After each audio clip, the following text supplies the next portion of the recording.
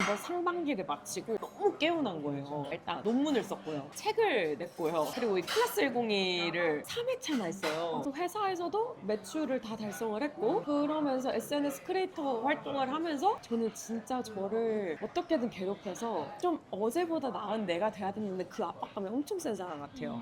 뭐 애기 엄마가 무슨 공부냐. 애기 엄마가 집에 있어서 애 공부하는데 돈을 열심히 모아야지. 저 점심에 운동을 시작했거든요. 그래서 오늘 호기롭게 하고 점심에 샤워도 싹 하고 다시 점심시 일하다 왔어요. 일하다가 운동 운동하고 갔다가 다시 일하다가 네. 대박이다. 저는 제일 먼저 시작하는 거는 SNS 크리에이터인 것 같아요.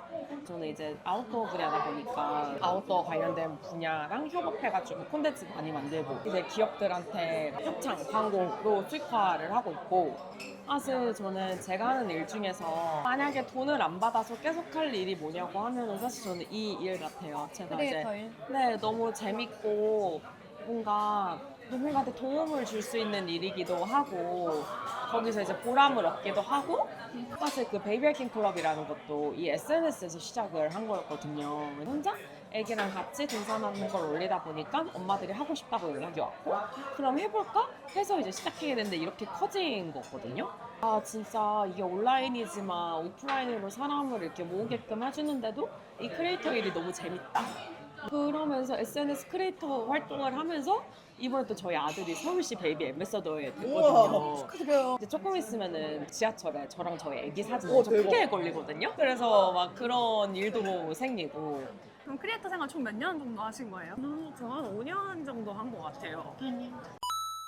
저는 그래서 저를 약간 이렇게 성장시키는 욕구가 엄청 센 편이 고등학교 때부터 했던 것 같아요. 제가 이제 엄청 경쟁이 심한 고등학교 나왔어요. 어느 정도냐면 모의고사 끝나면 1등부터 50등까지 그냥 게시판에 붙여놔요. 그리고 이제 그 엄마들의 서열이 결정되는 그런 정말 잔인한 학교를 제가 나왔거든요. 저는 그냥 제 페이스대로 그냥 저 혼자 공부를 계속 했거든요. 그러니까 남이랑 비교하지 않고 저랑 혼자 계속 공부를 하다가 유치하지만 만년 수학이 60점대였어요. 만년. 한 2년 동안 계속 그 성적을 유지하다가 경쟁심을 안 갖고 스트레스를 안 받고 혼자 계속 공부를 하니까 갑자기 어느 날 눈 떠봤는데 무조건 발로 풀어도 90점대가 나오는 제가 된 거예요. 정말 점프를 딱 네. 하셨네요. 이게 60점에서 90점에서 30점이 갑자기 수학이 점프되는 게 말이 안 되잖아요. 근데 정말 눈 떠보니까 그렇게 된 거예요. 그러니까 그때 뭔가 깨달음이 있었어요. 인생은 내가 뭔가 누구랑 경쟁한다고 해서 더 잘 되는 게 아니라 그냥 나를 믿고 언젠가 될 거다라는 마음으로 그냥 내가 쌓아나가면 언젠가 되는구나. 근데 어릴 때부터 공부 잘하셨을 거 아니요. 저는 어릴 때부터 그 경쟁심이 없다고 했잖아요. 그래서 아직도 기억나요. 중학교 1학년 때 받아쓰기가 늘 20점대였거든요. 진짜요? 스트레스를 안 상상이 안 받아. 가요. 내 공부를 안 했으니까. 그래도 되게 웃긴 에피소드인데 늘 반장 선거를 나갔어요.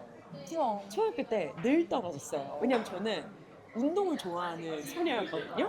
초등학교 3학년 때 반장 선거 끝나고 엄마한테 띵동해가지고 엄마 나 또 떨어졌어 이 얘기했던 게 아직도 기억나거든요. 근데 또 타격이 없어요. 저희 초등학교는 반장이 좀 공부 잘하는 애들 됐거든요. 제가 될 리가 없죠. 갑자기 중학교가 됐는데 그 학교는 또 다른 거예요. 좀 이렇게 열심히 운동하고 좀 활발한 애들을 좋아하는 학교였던 거예요. 그러니까 중학교 1학년 때부터 계속 반장을 했어요. 근데 운 좋게 또 중3 때 정규 부회장을 하게 됐네? 그래서 그 이름값으로 좋은 학교를 공부를 간 게 아니었습니다. 내가 석사를 해야겠다. 이렇게 생각하게 된 어떤 계기가 있으신지. 근데 저는 진짜 명확하게 있어요. 카이스트 대학원이 비싸거든요. 한 학기에 한 1,000만 원 정도 해요.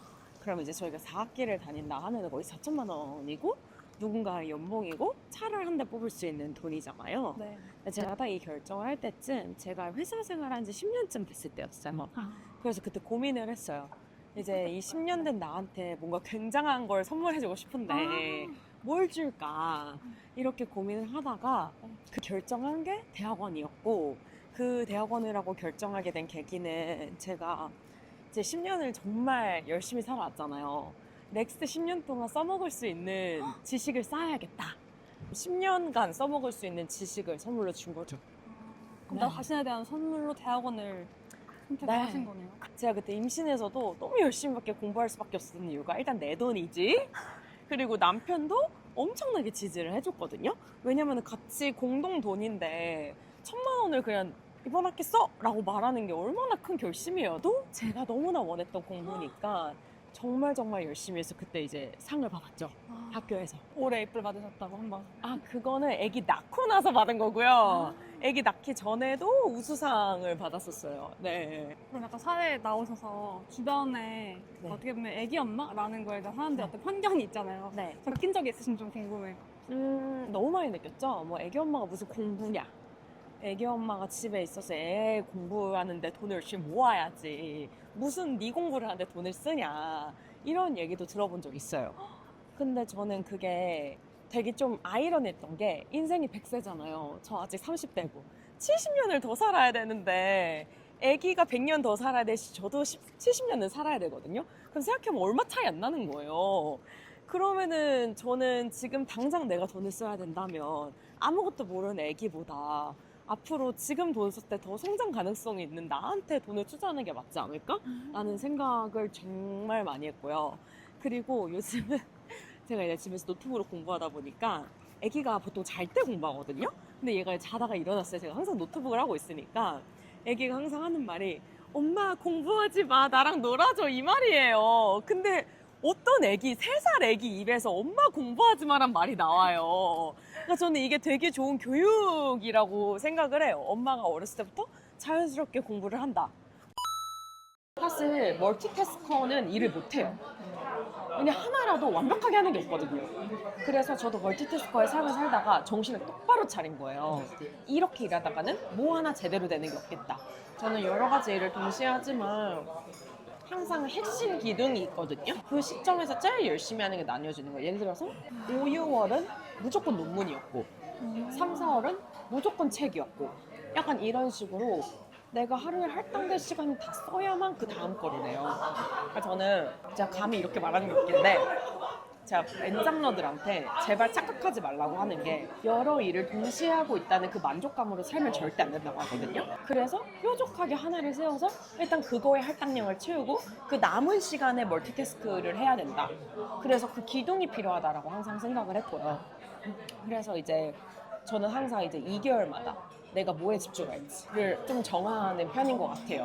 네. 그 시기에 딱 이게 핵심이고 그 외에는 같이 유지하고 또 다른 게 핵심이 될 수도 있고 이렇게 계속 옮겨다니는 거고. 맞아요. 그게 월별로 세워도 되게 좋고. 네. 그래서 그 딱 정해진 시간 동안은 이거 끝날 때까지는 다른 걸 이제 뒤도 돌아보지도 않는 약간 그런 편인 것 같아요. 그래서 클래스 101도 진짜 미친 듯이 달리다가 이 에너지를 분산할 수가 없는 거예요. 그래서 클래스 101한테도 6월까지만 봐달라. 이렇게 얘기를 했던 것도 어쨌든 다 인생은 선택의 연속이잖아요. 근데 진짜 선택을 하지 않으면은 달릴 수가 없는 것 같아요. 제 생각엔 저는 항상 그 우선순위를 제가 안 해봤는데 하면 왠지 해낼 수는 있을 것 같은데 약간 난이도가 있는 걸로 잡아요. 저 또 생각한 거죠. 내가 이 300장짜리 책을 다 써내면 또 나한테 챌린징하면서 뭔가 있겠다. 나도 공부를 더 할 수 있겠다. 약간 그런 생각으로 버텨왔고 이번에도 5, 6월에도 논문을 쓸 때도 논문 인생에서 써본 적이 없는데 이걸 내가 해내면 나는 진짜 미친 사람이다. 약간 이런 생각으로 또 해낸 거예요. 그랬더니 막 할 수 있을까? 할 수 있을까? 했네? 했어? 거의 했어. 약간 이게 되다 보니까 스스로에 대한 자신감이 좀 생겨요. 아 진짜 힘들지만 또 이 고개를 넘었다. 약간 이런 생각이 드는 것 같아요. 저는 엄청 성실한 사람이거든요. 그러니까 저는 절대 막 기적 같은 일을 바라지 않는 편인 것 같아요. 그러니까 내가 무조건 잘 될 거야 라는 바람 생각도 없고 그냥 저는 제가 들인 시간에 할애해서 제가 잘 될 거라고 믿음이 있어요. 그래서 저는 맨날 이렇게 스터디 카페를 가면서 애기 재우고 이렇게 열심히 하는데 어떻게 안 잘 되지? 라는 그러한 되게 나의 성실도와 성공에 대한 이 정말 정비례하는 뭐 이게 이렇게 되겠지만 결론은 그래도 이 차차 쓰여져 가는 시간에 대한 그 만족도가 있는데 내가 어떤 일을 할 때 내가 그 정도 시간을 안 쓴다. 그럼 이제 저에 대한 의구심이 드는 거죠. 근데 이제 제가 스레드에서 최근에 읽은 글 중에 제일 공감 갔던 글이 그건 것 같아요. 워킹맘은 늘 미안하고 전업맘 엄마들도 내가 일을 해야 되나? 약간 이런 거에 늘 고민이 있잖아요. 근데 우리를 다시 생각해보면 저희 엄마는 일 안 하셨거든요. 그래서 저한테는 늘 집에 갈 때 엄마 간식을 늘 만들어야 되니까 그 빵 굽는 냄새가 많이 났어요, 저희 집은. 그래서 집 갈 때마다 그 냄새가 있고 항상 우리 엄마가 날 위해서 뭔가 만들었을 거라는 확신이 있었거든요. 그래서 저는 그냥 그대로 엄마가 너무 좋았던 것 같아요. 근데 또 워킹맘이었던 친구들 얘기 들어봐도 저처럼 이러한 즐거움은 없었어도 또 다른 즐거움이 있었고 이거를 겪어보지 않았으니까 굳이 그거에 대해서 우리 엄마 왜 안 해줘? 약간 이런 마음을 안 가지고 엄마를 사랑했다는 거예요. 그래서 우리 엄마가 워킹맘이든 아니든 엄마는 늘 좋은 사람이고 내가 사랑받았던 사람이다가 되게 명확한 명제다 보니까 저도 더 이상 일하는 거에 대한 미안함을 갖지 않기로 결심을 했고 그리고 저는 또 제가 항상 늘 전업맘이 되고 싶어 하거든요. 그래서 진짜요? 전업맘이 되더라도 충분히 애한테 해줄 수 있다라는 그 가치를 믿기로 했어요. 네, 그래서 뭐 일하다가 너무 힘들면 언제든 그만둘 수 있는 거고 원래는 저도 되게 이분법적으로 생각했거든요. 난 무조건 일해야 돼 약간 이렇게 생각했었는데 지금 약간 그러고 있는데. 아 진짜요? 왜냐면 일을 계속 해야지 생각을 계속 그게 엄마의 영향인데 저한테는 너는 꼭 일을 해라. 너 절대 너 일을 그만두지 말고 너의 그걸 지켜야 사회적인 너의 그 역할을 계속 지켜야 한다 이렇게 말씀을 오래 하셨거든요. 근데 지금 생각은 아직 결혼 안 해가지고 결혼해도 무조건 애를 낳아도 일을 계속 해야지 생각은 강하거든요. 이렇게 바뀐 과정은 좀 궁금해요. 그래서 약간 어머님 말씀이 100% 맞고요. 그렇군요. 저도 제가 렌잡을 하다 보니까 열심히 돈을 모으다 보니까 당연히 애기한테 해줄 수 있는 게 조금 더 넉넉해진 건 맞는 것 같아요. 뭐 여행을 가든 어디를 가든. 수익은 높아지고 그래서 처음에는 저도 애기 낳으면은 수익이 줄까 이런 고민 진짜 많이 했었거든요. 근데 지금은 뭐 제가 원래 벌던 그런 금액에서 거의 2배 가까이 벌고 있으니까 진짜 많이 달라졌어요. 회사에서도 인정받고 연봉도 오르고 동시에 제가 하고 있던 원래 크리에이터 일도 훨씬 지금 단가가 높아졌거든요.